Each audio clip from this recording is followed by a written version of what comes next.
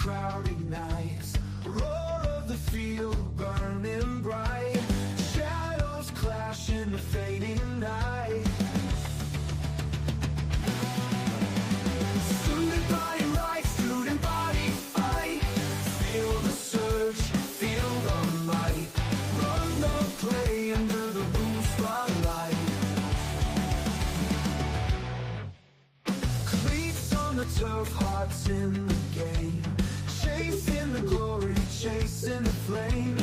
One team, one dream, never the same. Yes, ladies and gentlemen, week number 3 of the college football season is in the books. Some shockers, some not so shocking. Well, welcome to Student Body Right. I'm your host, Ryan Neff, all things college football. Again, thanks for tuning in. I'm sure people are enjoying the NFL game right now. The Buccaneers are up on the Texans 14-10. But let's jump to it, shall we?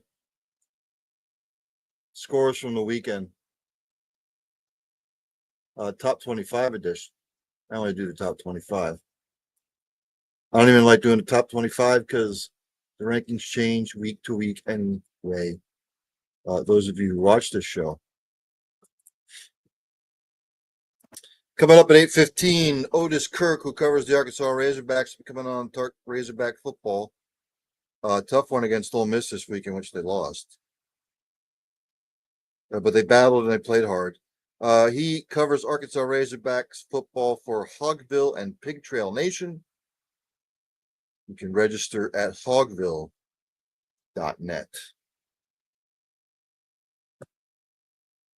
So, week number 3 in the books.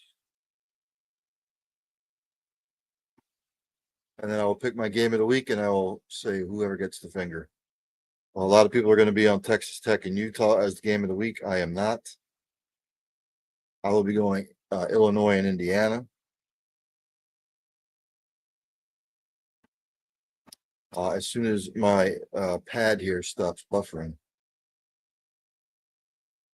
Again, I say it every week, ladies and gentlemen, when it comes to technology, I always seem to get shoved the red hot poker up my ass.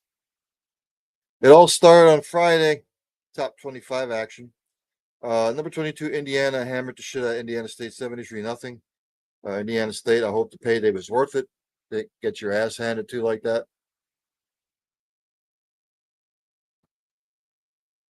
Do I really need to go over the stats and the box score? I don't think so. Because it's going to be all Indiana anyway. So Indiana wins 73-0 in a tune-up with Illinois. The rest of the schedule, number 25, Missouri beat the shit out of Louisiana 52-10. So a little bit more competitive.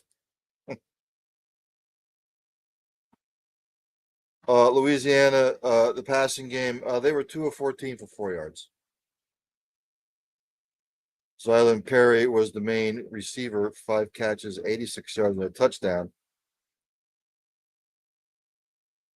Leading tackler was Jaden Duggar with 11 total tackles. For Missouri, Bo Pribula was 15 of 20, 174, 2 touchdowns and pick. Ladies and gentlemen, Missouri ran the ball 62 times for 427 yards and 5 touchdowns. The Raging Cajuns, I hope it was worth it, the payday. Ahmad Hardy, 22 carries, 253 yards and 3 touchdowns. Marquise Davis, 20 carries, 113 and a touchdown. Kevin Coleman Jr., 8 catches, 84 yards. Damon Wilson, the third, 4 total tackles. The team stats. Missouri had 606 yards of total offense. Louisiana had 121. Louisiana was 111 on third down. Missouri 9 of 13. Enough said.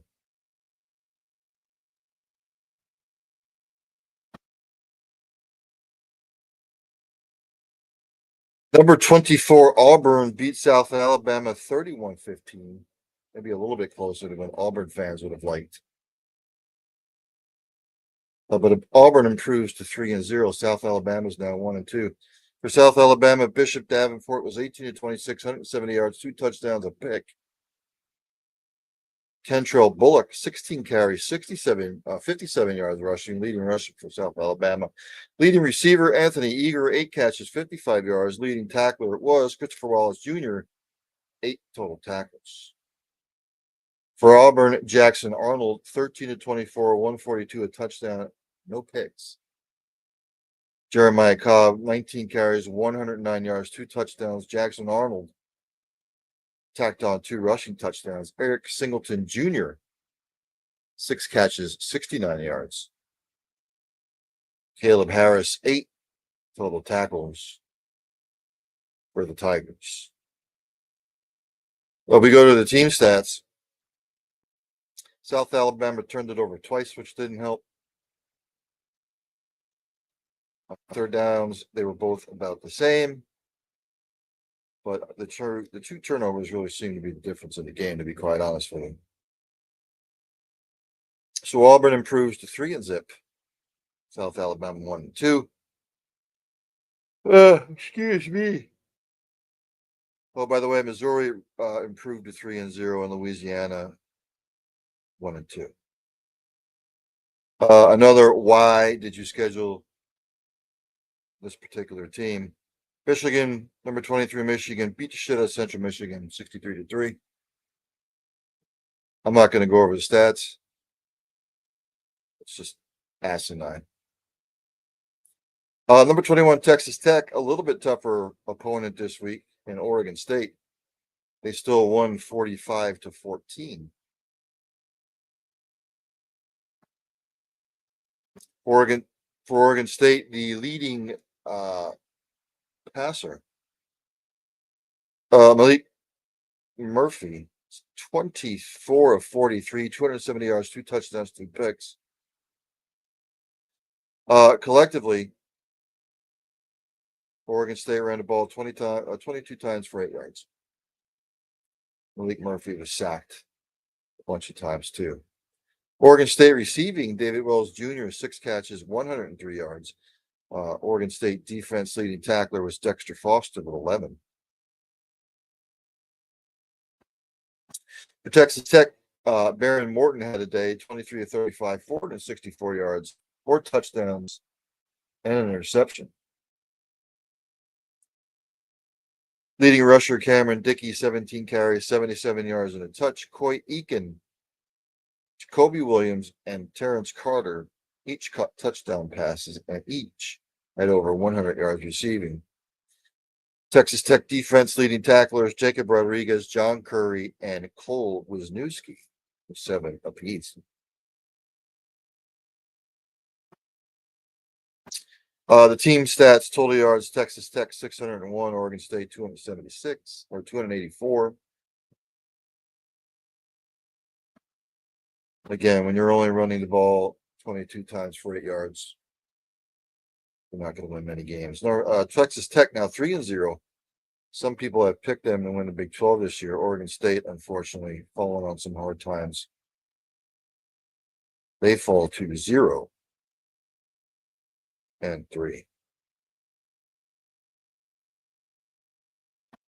Number 20, Utah on the road. They beat Wyoming 31-6.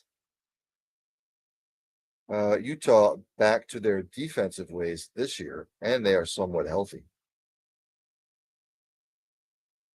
Utah, Devin Dampier was 27 of 41, 230 yards, 2 touchdowns, no picks.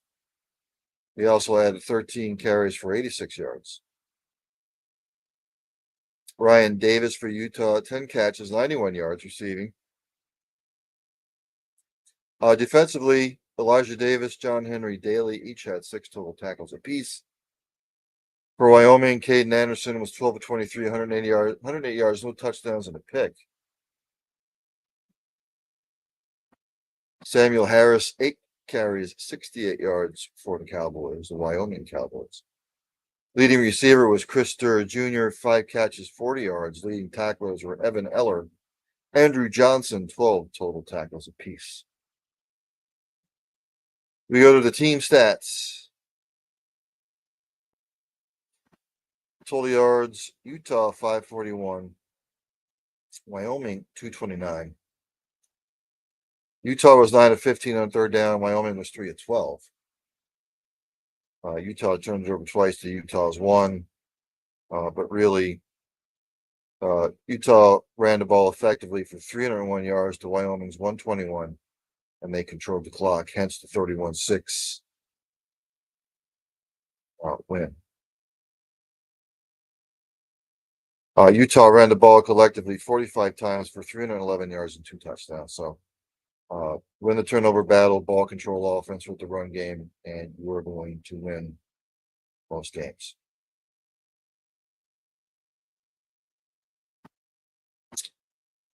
Alabama beat Arkansas 38-14. Not very competitive. I don't know if Luke Fickell in Wisconsin is going to cut it there in Wisconsin. Just never understood the hire in the first place.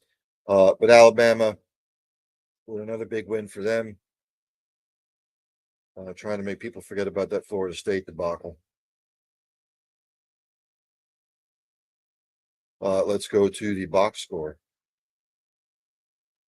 As soon as my pad starts buffering. Again, anybody who watches my shows knows that technology and myself do not mix. Just don't. It is still buffering, and I'm ready to heave this thing through the window. Because it is just, the little circle just keeps turning and turning and turning.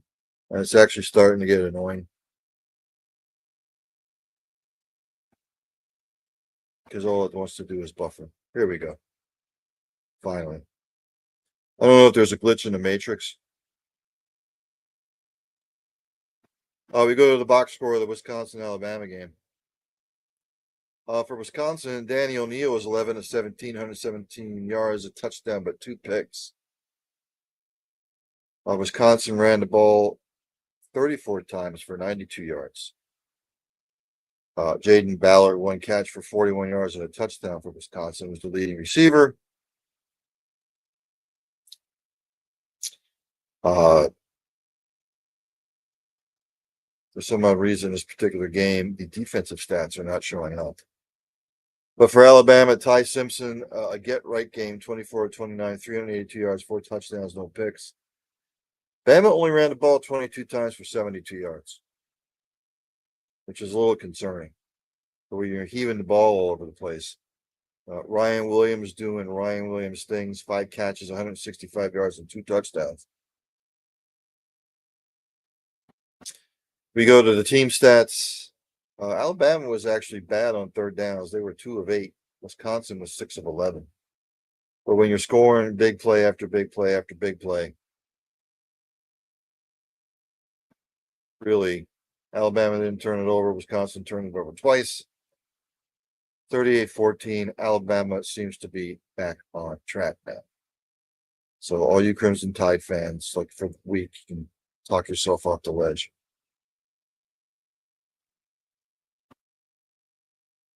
I will save the Ole Miss Arkansas game for Mr. KIRK when he comes on. Number 24, Iowa State, close one against Arkansas State. Probably taking Arkansas State a little lightly, I would think.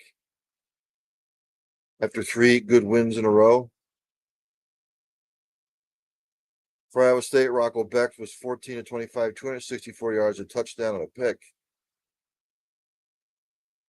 Carson Henson, 16 carries, 116 yards, was the leading rusher for Iowa State. Xavier Townsend, 3 catches, 92 yards. Leading tackler was Marcus Neal Jr. with 7. Arkansas State passing. Jalen Rayner was 19 of 33, 222, no touchdowns, and a pick. He also led the way in rushing, 16 carries, 83 yards, and a touchdown. Chauncey Cobb, 7 catches, 81 yards, leading receiver for Arkansas State. Avante Dickerson and Brandon Barnes, 7 total tackles apiece. We go to the team stats.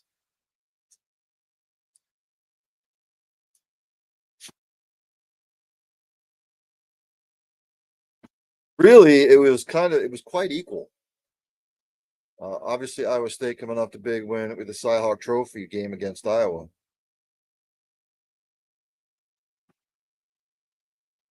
Really, the difference in the ball game was the fact that Arkansas State was penalized 10 times for 90 yards. Iowa State only 3 for 31.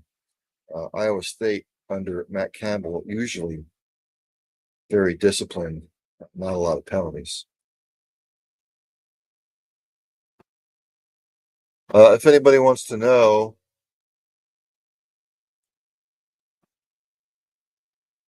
right now we are almost done with the second quarter down there in Houston. It's still 14-10 Tampa Bay. Looks like they might go into halftime.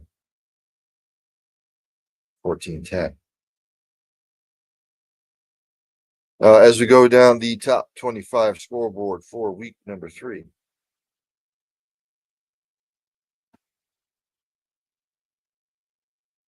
Number 13, Oklahoma, no problem with Temple. They beat Temple 42-3.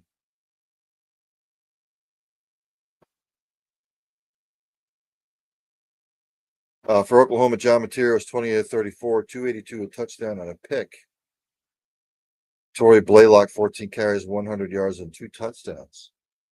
Leading Oklahoma rusher. Leading receiver was Isaiah Satanga III, 7 for 97. Leading tacklers, Rich Powers III, Kendall Dolby, and Taylor Heim, each with 4 tackles apiece. Temple, Evan Simon, 13-25, 75 yards, no touchdowns, no picks. He was on the run, running for his life. Temple, 26 carries, 27 yards collected. Leading receivers were Kajia Holloway and Ryder Cush. Avery Powell with 9 total tackles. I'm not going to get overly excited about Oklahoma yet. First downs, Oklahoma had 29, Temple had 7. Temple had 105 total yards.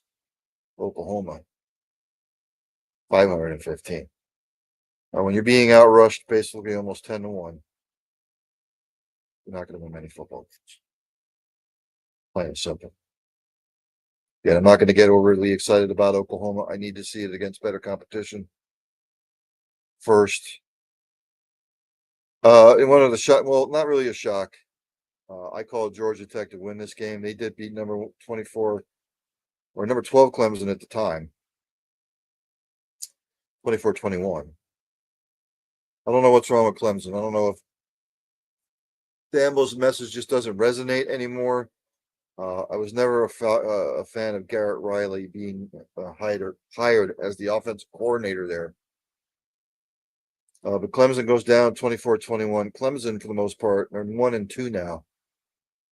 They're going to have to win the remainder of their games to go 10-2 and win the ACC if they can, to even sniff a playoff.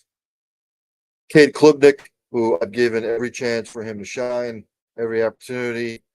He's just another quarterback to me at this point. 15-26, 207 yards, a touchdown, and a pick. Adam Randall, a decent day, 15 carries, 80 yards, and a touchdown. Clemson receiving, Bryant Westco Jr. did the damage, 7 catches, 126 and a tutty. Ronan Hannafin, 10 total tackles for Clemson. Georgia Tech, Haynes King, efficient, 20-28, 211 yards, no touchdowns, no interceptions. He ran the ball 25 times for 103 yards and a touch. Eric Rivers, 3 catches, 72 yards. Clayton Powell, 11 total tackles for Georgia Tech. Team stats. Clemson turned over twice, which didn't help. Georgia Tech took care of the ball, no turnovers. Clemson actually outrushed Georgia Tech. Passing yards were there. Clemson outgained them with, on third down, but you can't turn the ball over twice. Cade had a horrible turnover. It just Clemson looked good the first half of LSU and the second half last week. But the second half of the LSU game and the second half of this game, the whole game, actually, they stunk.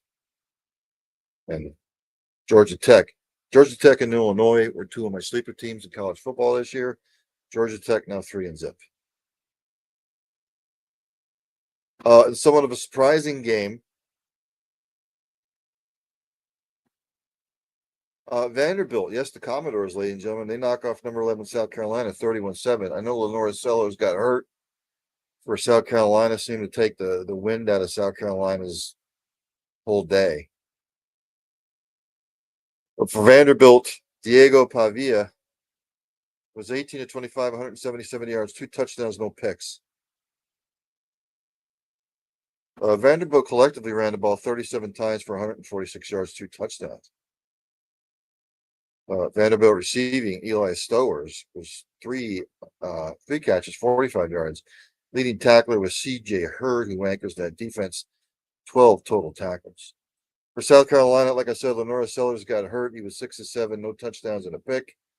Luke Doty came in, played admirably. 18 to 27, 148, no touchdowns, but he threw the pick.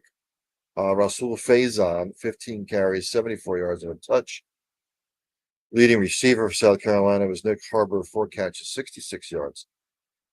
Peyton Williams, 7 total tackles.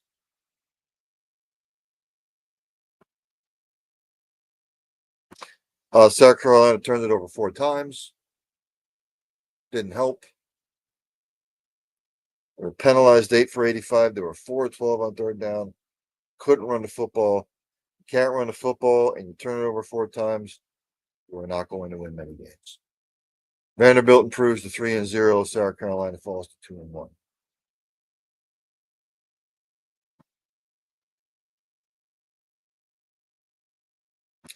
Another one of my surprise picks for college football: Illinois hammered Western Michigan 38-0. Illinois was ranked 9th last week.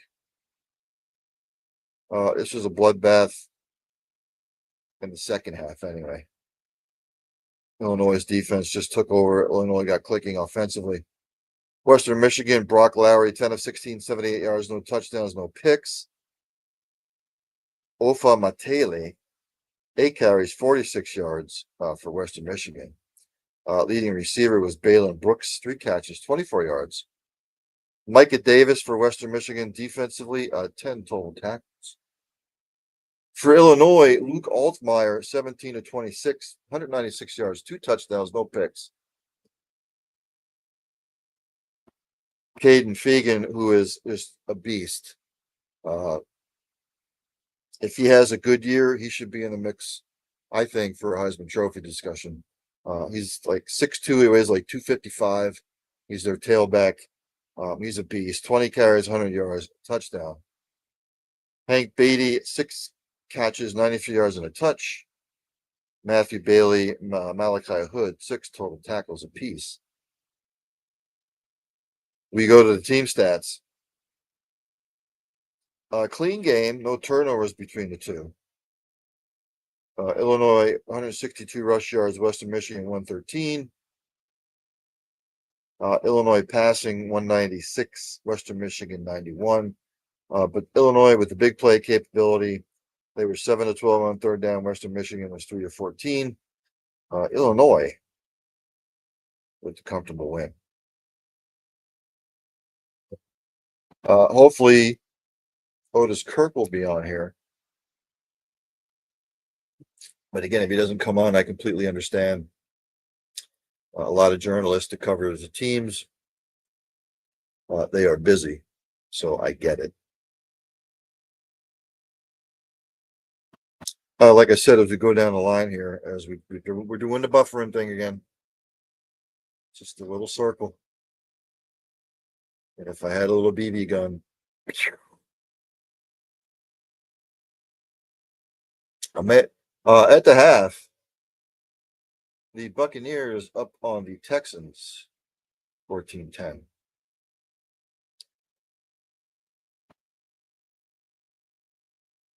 Of course, again, it's buffering. It's trying to do its thing. I will say some teams in college football right now that are Clemson's in trouble. Big time. They're probably the biggest disappointment in college football right now. Again, I said this last week. With the way their schedule shakes out, they're lucky if they win 6 games the way they're playing. I'm just throwing it out there. Could we be seeing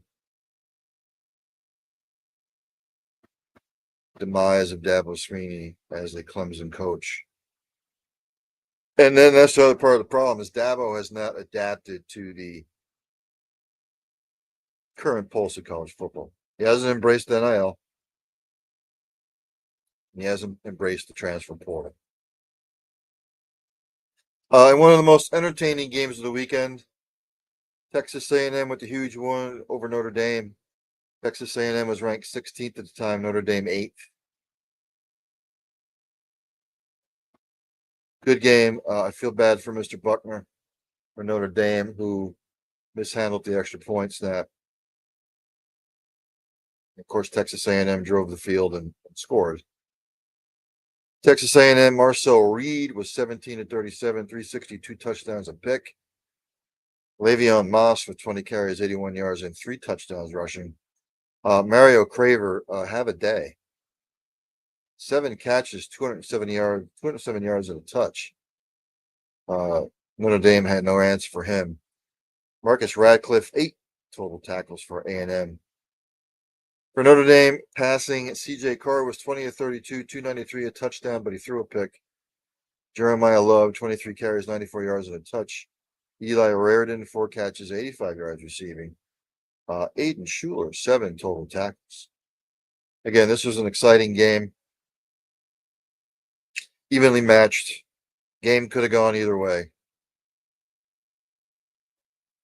It's just the mishandled extra point by Buckner. So that's a memory you don't want. Texas A&M improves to 3-0. Notre Dame now 0-2. But I've said this before, the way their schedule sets up the rest of the way, I still think they're going to go 10-2. They didn't get blown out by Miami. It was a gut wrencher against A&M. 2 close games. If you go 10-2, with the way your schedule is, 2 tough losses that were close, I'm not panicking on Notre Dame yet. Number 7, Texas last week beat UTEP 27-10 in a lackluster performance. Arch Manning and the offense got booed off the field. That was interesting. For UTEP, Malachi Nelson, 24 of 36, 209 yards, no touchdowns, 2 picks. Hashawn Wilson, leading rusher for UTEP, 6 for 39. Trayvon Tate, 6 catches for 64 yards. Micah Davey, their leading tackler, at 9 total tackles. Arch Manning, less than stellar, 11 of 25, 114, a touchdown and a pick. James Simon, 17 carries for 67 yards. The Texas running game got them off the schneid. Texas ran the ball collectively 55 times for 227 yards and 2 touchdowns. They might have to resort to that for a while. Ryan Wingo, 3 catches, 32 yards and a touchdown. Leona Lafau, 7 total tackles. We go to the team stats. Again, Texas ran the ball for 227 yards. UTEP 50. Both teams were about the same on third down conversions, but what Steve Sarkisian might have to do with Arch is just simplify the playbook and just run the hell out of the ball. Because that's what really that seems to be what Texas needs. It seems to be their identity, is to just pound the rock and simplify the passing game for Arch and see what happens. Again, hopefully Chris or Otis KIRK.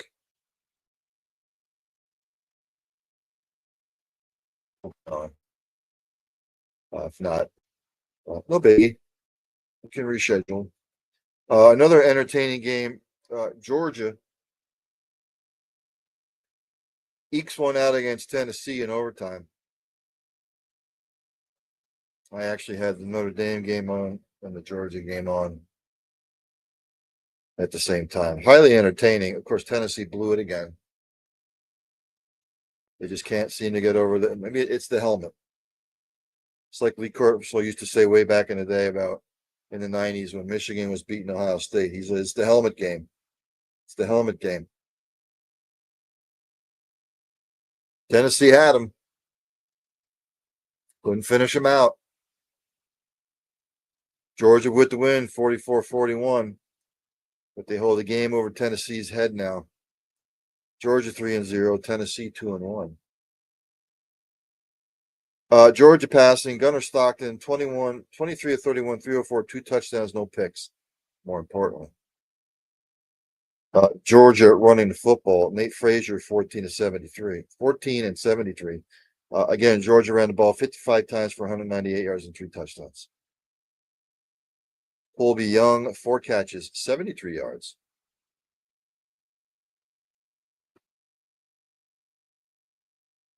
Actually, OTIS may come on here. I thought it was 8:15. I believe it's 8:30. Georgia's defense, CJ Allen, 13 total tackles. Tennessee, Joey Aguilar, 24 36, 371, 4 touchdowns, threw 2 picks though. Star Thomas, 9 carries, 60 yards. Chris Brazil, third. Have a day, 6 receptions, 177 yards, and 3 touchdowns. Georgia had no answer. Leading tackle was Arian Carter, 13 total tackles. Team stats, you can flip a coin. They both turned it over twice. Both were about the same on third downs. Georgia a little bit better. I like Georgia just made one more play than Tennessee did. Period. Tennessee can just, it's a 10 straight loss to Georgia. They just cannot seem to get over the hump.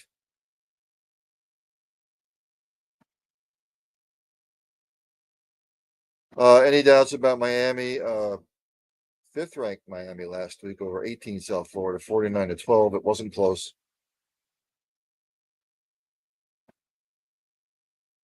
Miami wanted to put to bed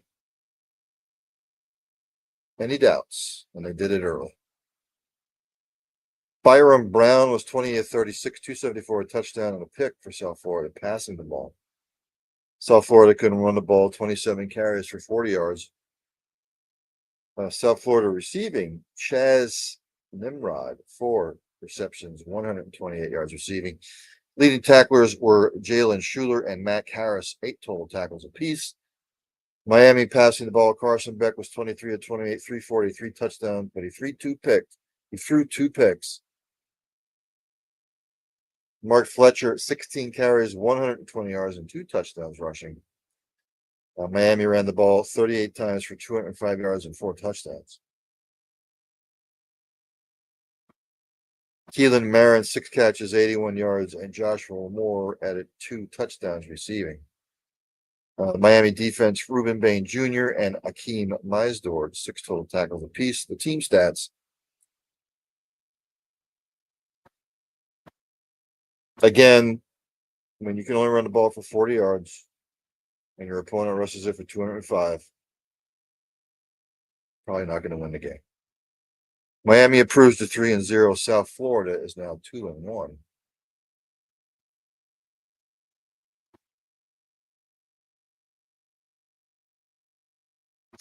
As we go down the top 25 scoreboard. Oregon, number 4 Oregon at the time. They beat Northwestern 34-14.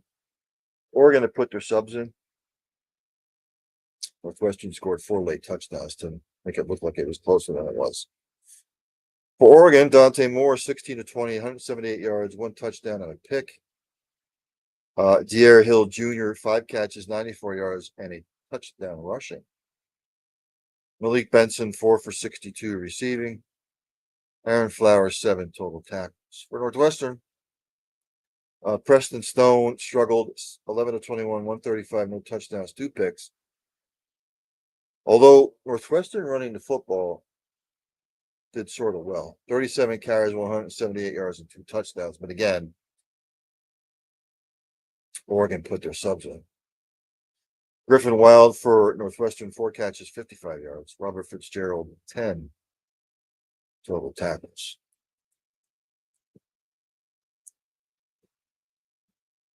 Team stats, Northwestern was horrible on third down, 3 of 11. Oregon was 7 of 11. And a difference in the ball game. Oregon is now 3-0. Northwestern 1-2.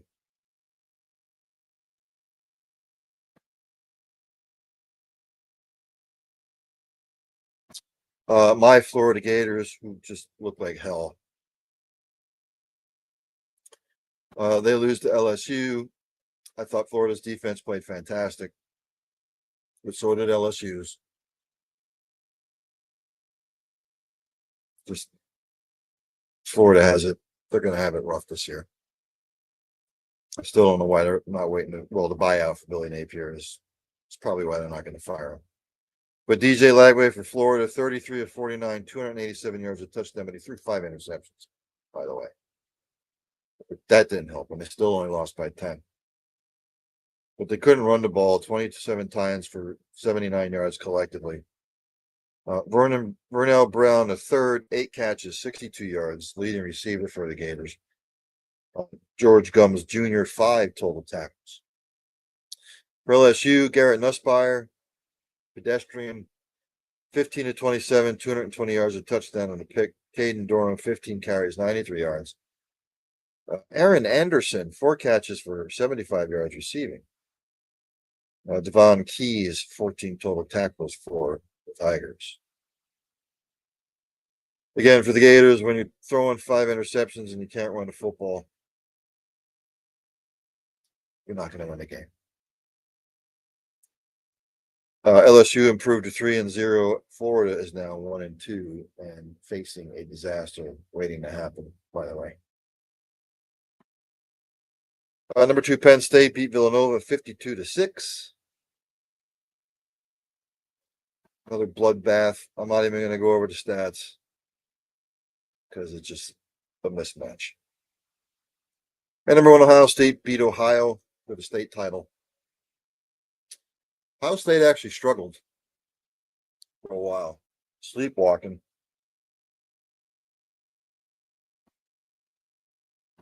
I won't go over the stats here either because Ohio really couldn't do anything. I mean, Julian Sayin had 3 touchdowns passing, but he threw 2 picks,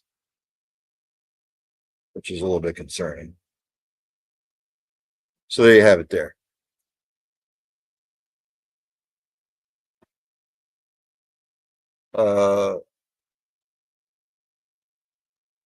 Probably have to reschedule Mr. KIRK unless he pops on here at some point. But he said 7:30 Central Time, which would be 8:30 Eastern Time. Maybe he got caught up in something. Oh, Ole Miss beat Arkansas. Let me go to that score anyway. Ole Miss beat Arkansas 41-35. It was an entertaining game as well. I enjoyed that game.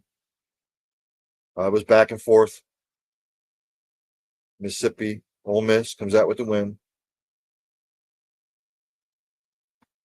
For our Kansas, Taylor Greed was 22 of 35, 305 yards, a touchdown. He didn't throw a pick. He played great. He also ran the ball 14 times for 115 yards and a touchdown.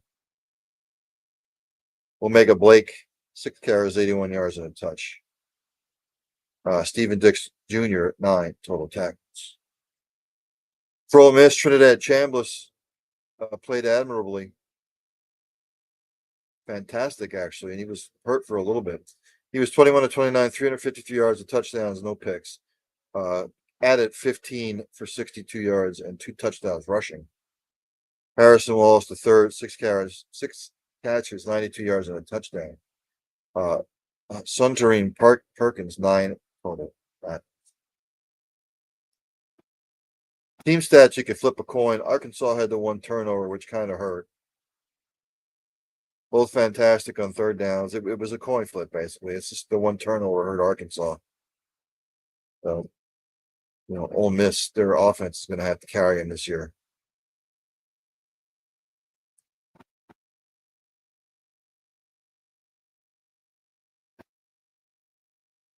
So let's jump to week 4, shall we? I am going to go down the list here. This is top 25. This is an order of which they will be played.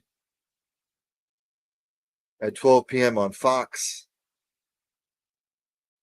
number 17 Texas travels to Salt Lake City to take on number 16 Utah.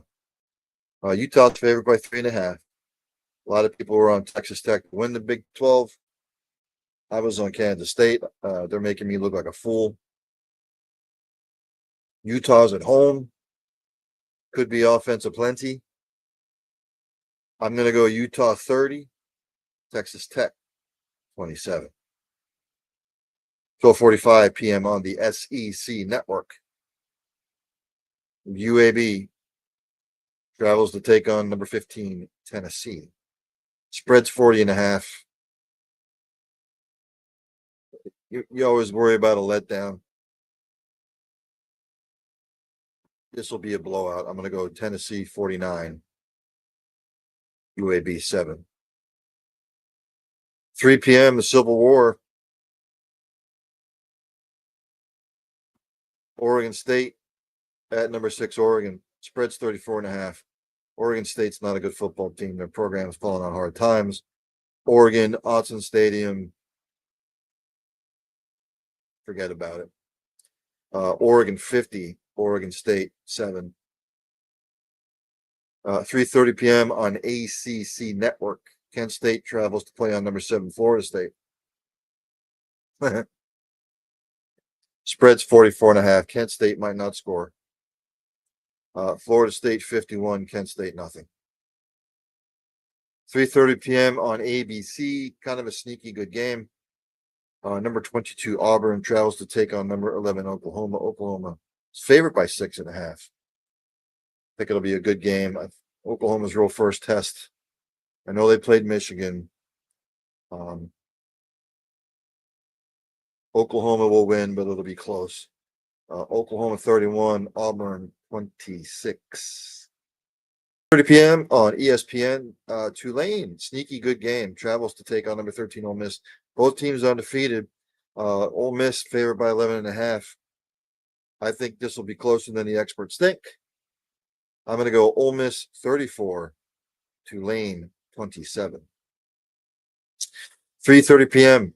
Number 21 Michigan travels to take on Nebraska. Michigan favored by 2.5. Can't believe I'm going to say this. I think Nebraska has something for Michigan.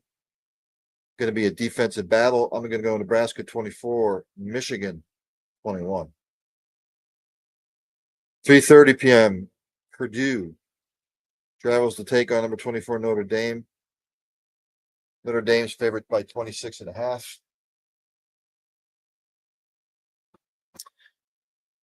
This could be a get-right game for the Fighting Irish. So I'm going to go Notre Dame 40, Purdue 7.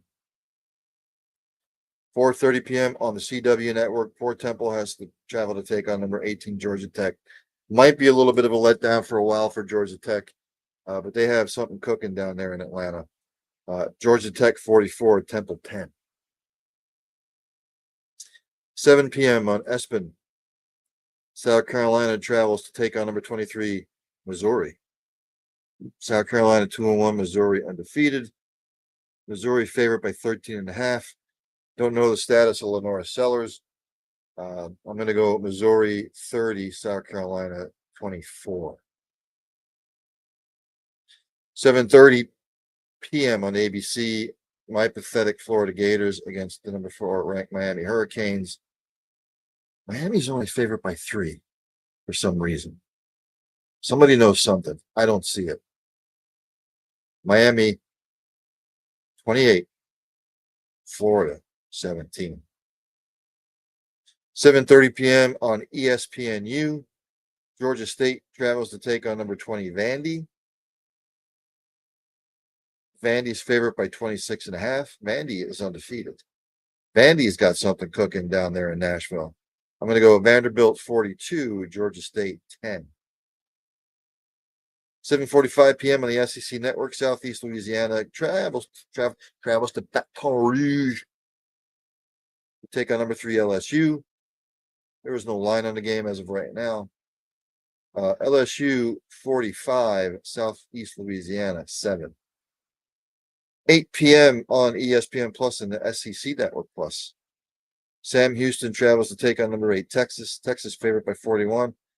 God forbid if Texas struggles against Sam Houston. I'm going to go Texas 44, Sam Houston 3. 11 p.m. on Fox. Unranked, unbeaten Michigan State travels to take on number 25 USC. USC is favored by 17.5. Every time Michigan State goes out west, nothing seems to go good for them. Although I think this will be closer than what you might think. I'm going to go USC 34, Michigan State 24. Which comes to my game of the week. Illinois and Indiana. Number 9th ranked Illinois travels to number 19 Indiana. They're in Bloomington, Indiana. This is at 7:30 p.m. on NBC. Look, I thought Indiana last year was the feel-good story of the year. They're undefeated. This year, they're ranked 19th. I don't think really either team has really played anybody yet. I said that Georgia Tech and Illinois were going to be, excuse me first for a second, were my sleeper teams of the year. Indiana is favored by 3.5. I get it. They're at home.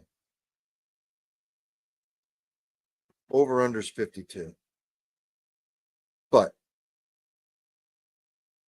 I just think Illinois has something cooking. They have something brewing. I don't know what I'm getting with Indiana yet.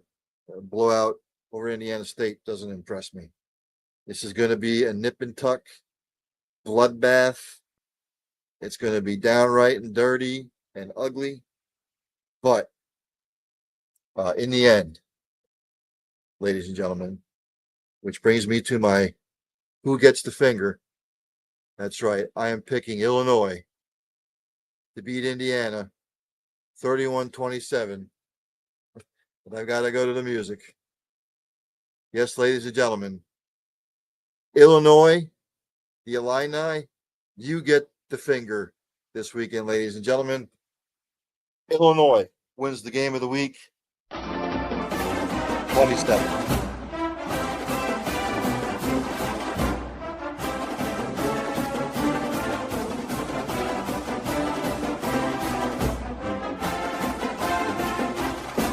That's right. Illinois gets the finger. Number 1 finger. Again, Illinois will beat Indiana on the road. 31-27. And the other game of the week. This is the day game of the week. Utah will beat Texas Tech in a close one. Let this play out. That's right, Illini. We will get the big road victory in the Big Ten this week. 31-27 over the Hoosiers. So, with all that being said, thanks to everybody who tunes in live. Thanks to everybody who checks out the replay. All on the Cole County Entertainment Network, ladies and gentlemen. You got to go check those guys out to their shows. Patterson Avenue Fanatics, I believe, is on right now. Talking about the Eagles win over the Chiefs, I'm sure. I was going to go before I roll out of here.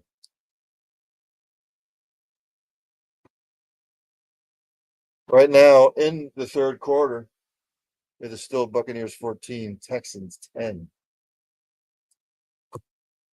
With all that being said, ladies and gentlemen, enjoy the rest of your night. Enjoy the idiotic doubleheader that the NFL tries to put on Monday nights now. No one's going to stay up on the East Coast to watch the second game, unless you're a Raiders Chargers fan and you don't work till like 9 o'clock tomorrow morning. So, with all that being said, enjoy the rest of your night. I'm out. I'll see everybody tonight. Under the lights, the crowd ignites. Roar of the field, burning bright. Shadows clash in the fading night. Student body right, student body fight. Feel the surge, feel the light. Run the play under the boom spotlight.